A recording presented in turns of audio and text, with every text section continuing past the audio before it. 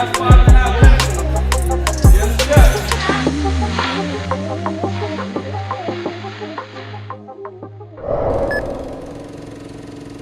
And great work, guys. As always, look, I'm always looking at the end of the workout, like when you're fatigued, how focused you stay on the reps, right? Because there's no, like, the goal is to constantly progress while keeping great form, right? If you do like shitty reps, you're lifting more weight, but it's all over the place, that's not progress, right? Because your joints are gonna get beat up. So it's like always making sure that, hey, you know, drop the ego. Let's keep progressing, and let's do it the right way. Great effort today. That was a tough one. You guys can feel it. Mobility drills tomorrow, active recovery tomorrow. Know what to do, all right? 2 on 3, guys. 1, 2, 3, keep.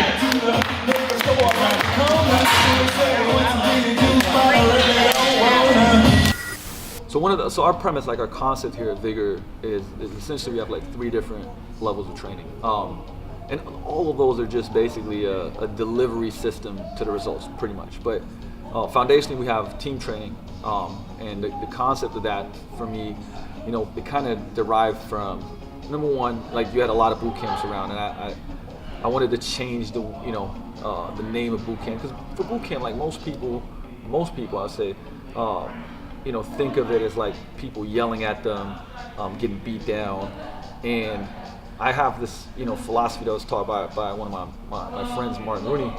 He said, you know, everybody can make somebody tired, right? But not everybody can make somebody better. And so that's a philosophy. Like, you know, making somebody tired is like, hey, do 1,000 burpees and just sprint up and down. They're tired. Does that mean that's going to be good for them, or is that going to help them get results? No. And so, you know, moving away from boot camp to team training, both because of the acronyms, together everybody achieves more. And I come from a background of basketball, and like it was such a, you know, that was such a culture and the principle of teamness and teamwork, and you know, everybody helps each other become better, and like that's really the foundation of what we do here. You know, forget about that you know, we stick to the scientific principles and make everything, I would say, you know, smart training, fun, you know, challenging, progressive, regressive, so everybody can do it, whether it's, you know, a pro athlete or if it's this, you know, 73-year-old you know, Susan can come in and kick ass. So we have those levels, and so that's the foundation, is our team training. So that would be like larger groups. From there we have small group personal training. So some of the say the footage that you saw was from small group personal training. So that's groups of anywhere from 6 to 12, sometimes more. If we have more coaches, and that's focused around strength, performance, building lean muscle. So, you know, lifting heavier weight, from deadlifting to squatting to benching to pressing to chin ups to rows, all those fundamental movement patterns. But and we obviously create programs around that, so people are constantly improving, getting stronger, improving their performance. And our highest level is semi-private personal training, which is a completely customized program towards that individual. So meaning you come in, you get an assessment. We also assess where you are with lifestyle, so from nutrition to sleep to stress, and then build a program around that that's very specific to you to get you from point A to point B and to make it sustainable. Now, you know, each one is, I would say, it's more involved. Like all of our coaches are nutrition coaches based, you know, from Precision Nutrition. But the kicker is that you get more access to the coach. You get more accountability from the coach at that highest level. But like I said, every level was built so that we help a person transform and change for good. So the key is sustainability. Now, with that, like, there's something that we call the 212 method, and that really, like, the 212 method came from, or I say the idea for that name. Number one is, you know, at 212 degrees is water turns to steam, right? It's just that 1 degree that turns everything around. So if a person does the 212 method, which means 2 strength sessions a week, 1 mobility session a week, because we also have mobility classes in our team training, and then 2 metabolic sessions a week. So that's a phenomenal foundation to get to have a transformation, right? For most people. Now, even somebody will say, well, what about is 3 or 4 strength sessions not better? Absolutely, could be, right? Could be. But for most people, the 212 method is like, you can do that for life. That's the other part about it, right? You can do 212 for life. It's basically around 4 to 5, not even 5 hours a week of dedicating time to, you know, to your fitness and your health. And if you think about it, right, 168 hours a week, like 4.5 hours of, I would say focused training towards your goals is not a lot to get what you get back from it. And so that's how all of this essentially is the quick glimpse of what we do and how we do it. Obviously, everything can go in much geekier detail, but the premise behind even Vigor Ground was like, how do we offer things that used to be like a massive investment for a very affordable price, and yet the top, like I would say, top-notch coaches, education, like mostly more than anything, like people that give a damn, right? And a culture and a community that supports each other, right? Because I would say like the benefit of Vigor is not just the coaching and the coaches, it's also the other members, because everybody's here like working to achieve that same goal, to have a change, to become, essentially our taglines become, we help clients, create better bodies so they can write better stories to their life, because we're all essentially writing a story. And I say even this, I go a step further and say that too many people give the pen to somebody else when it comes to writing their story, right? They give the pen to their parents, their boss, the economy, the president, whoever else it is, right? It's like, oh man, they're in control of my life. And you got to take that pen back. You got to take that pen back and write your story. And the truth is that like the foundation of, I would say, our lives like lies in physical fitness and mindset. And so if you don't have that, man, all the other blocks on top of it are going to be difficult to achieve. And so we essentially help people create personal power. Right? Remember, personal power is not just like, hey, how fast do I throw some shit? Like, no, it's personal power is like confidence, it's like ability, it's competence, right? It's like how do we have the confidence to move forward with things? And so, hey, you know what? When you get stronger, you get more confident, right? You lose some body fat, drop a pant size, and you're able to run faster, go longer. Like, man, all of those things create personal power. Mindset, like shifting your perspective from, I can't to I can. Like those are like, man, that's powerful stuff that helps you take back the pen and rewrite your story. And so at the end of the day, man, it's like, if you want to help build and create a different body so that you can write a different story, like this is the place.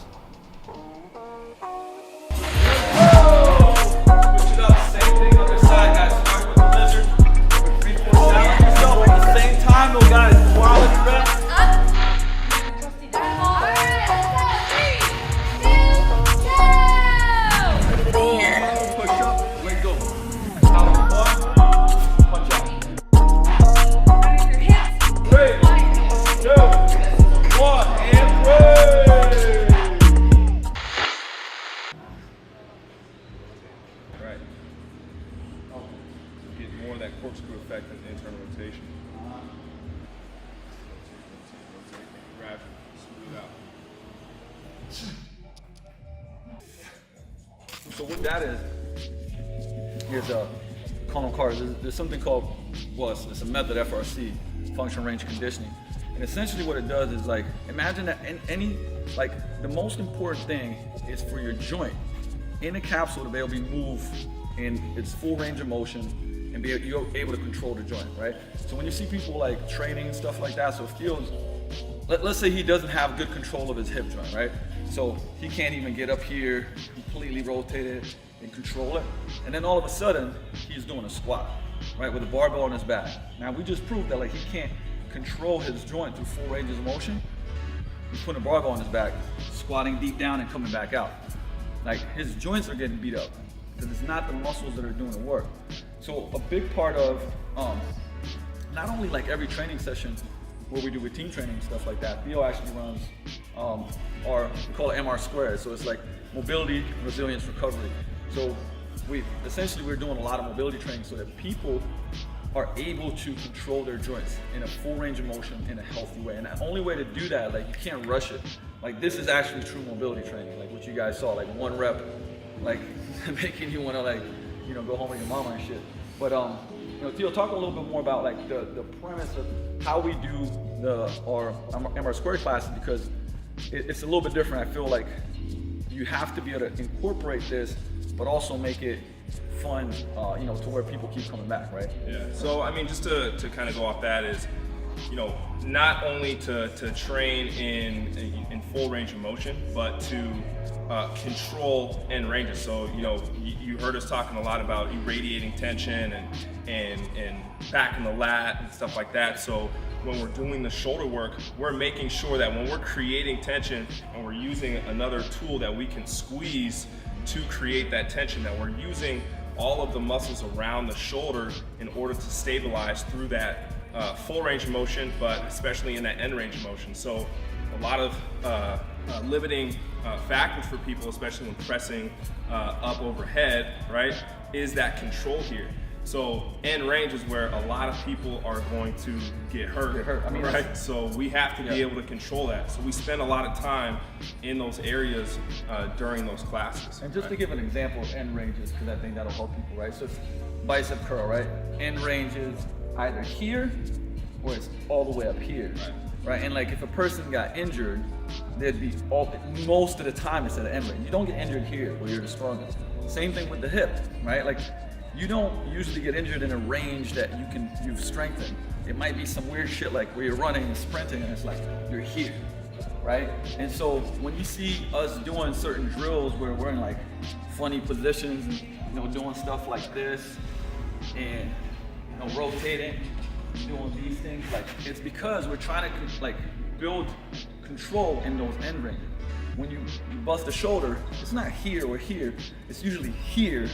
Somebody pulls it back, or in football you're running, somebody pulls it back, and you don't have control of that joint, and those tissues just aren't trained to control. So like we're working always on helping clients control those end ranges, right? Which at the end of the day is gonna improve performance because you have more muscle to be able to, sometimes it's taking a step back so you can take 3 forward, but so that you can use more muscle tension and full ranges, so the muscles get beat up but not the joints, right? We like to say like, hey, beat up the muscles but not the joints, right? Because that's gonna hurt you down the line. People love flows too, right? Like we put out a lot of flows. People love that stuff, but that's kind of like a performance-based technique and skill, right? That's something that has to be developed. So it's not something that you necessarily do to increase range of motion, to better your stability and stuff like that in specific areas. So how we break it down in the class is, we'll go over some joint by joint stuff like we were just doing. Do what's called Pails and Rail. So again, another technique to really control end range and push one's range of motion, but controlling that end range. And then I'll base that those techniques and that structure off of a flow that I might be teaching towards the end. So we'll break down certain pieces. So what you just saw Luka do on the floor, I'm not necessarily going to give that to somebody who's just coming into the door, right? That's something that he's worked on, that he's developed, right? And I'm not going to work somebody in a specific squat pattern like that who might have messed up hips, right? And that's something else that we might address. Hey, if this is going on in your hip, your knee, ankle, wherever it is, right? We'll give them certain modifications. So, and so Pails and Rail, I'm actually going to drop down to show like an example of this, right? Because if we're in for instance, in our pigeon position, right? And this, for most people, say, hey, we're stretching our glutes, right? Like Pails and Rails would be where I'm pulling myself to the knee, right, and pushing my chest towards the knee. So I'm constantly, right now I'm in this end range, right? And I'm still like creating tension. So my knee, I'm trying to pull it to my chest. I'm trying to push my knee to my chest to my knee. Right, and I might be doing time 5-10 seconds. And when I'm coming up, I'm gonna push away. And then come back up, and then. So I'm really working hard here. So it's not like a passive stretch where, Theo could come and push me down and, I'd get the stretch. I'm actually controlling that myself. I'm using tension to create those new ranges of motion. So we train, if somebody's constantly training that, they're gonna be less liable to be hurt, whether it's life or sport or anything else, because they've developed a new range of motion, like so furthered what they had, and then they're building strength in that new range of motion so they can control it. Just because if I can, for instance, passively swing my leg up to here, right? It's like, oh man, you got great flexibility, but how far can I lift it? right. That's it. right? So there's a gap between my passive and active, and we want to close that gap as much as possible, because the gap is where the injury happens. And so when we do, or honestly, like any session we're working on this, well, like with mobility, like Theo will go through a whole hour of just working on this, and now we do it twice a week because it's become such a staple, you know, that people that are doing it are like, man, like I feel so much better, nagging pains are going, like, but at the end of the day, it's like to train hard, right? You gotta prepare your body, create a solid foundation of it. You know, and it's cool, like the thing is, that what we were doing there at the beginning, like that's not as sexy, right? Somebody's like, shit, I'm gonna do 2 reps of that, and like when you pass out, it's like, yeah, that's not as sexy. But it's sexy to, you know, watch flows and things like that. And everything has its place. But like I said, you gotta earn it, right? You gotta earn it. So I think a lot of times too, when, you know, we share stuff on Instagram, you know, people are like, oh, that's cool. You know, I always like to share, like, hey, listen, build a foundation, and then you can do the, you know, Jackie Chan type shit. But, you know, but it is such an important thing, because once again, like the old used out car analogy, right? If the axle is bent, you keep driving, shit's gonna get messed up, right? If you cannot like flex your hip past 90 degrees by itself, hold it here, resist it, You shouldn't be squatting. what do you think is working down here, right? You're gonna get bang up your SI joint, your hip, like all that stuff. So just the thought process of that is so important, that we cannot build strength on a dysfunctional foundation. And so we build the foundation, and then we build strength on top of that quality foundation, right? And like, man, if you know, if anybody's watching this and it's like you don't have good ankle mobility, you know, your low back, you got issues, your knees, you got issues, your neck, you got issues, those things can be significantly improved. So just drop in one of Theo's classes for free for the first time. And the cool thing about all that stuff too is obviously everybody wants to get out of pain or just improve their capacity, their movement capacity. Man, that's awesome. I think the next best thing to that too is a lot of this stuff is body weight, and you can take it anywhere, right? So it's timeless. It's timeless, and it's like, I mean, once you like some of the stuff we were like doing earlier too, how challenging you can make body weight training, right? Now, of course, you know, we still believe in strength training and progressive overload, but if, you know, as far as cardio goes, conditioning goes, like you don't need anything. You got this. I mean, we did like, you know, video 99 bodyweight cardio exercises. I mean, we had to stop because there's so many more. But the point of it is that, like, you know, this is the greatest tool you've ever been given in your life, right? It's the vehicle, you know, the flesh vehicle that takes you through, you know, through life. And it's like, man, if you don't take care of this, then like, I mean, legitimately, if you got a scale of 1 to 100, you know, and you're like, how good can life be? You don't take care of your body, man, you're like 20, 30, 40, 50.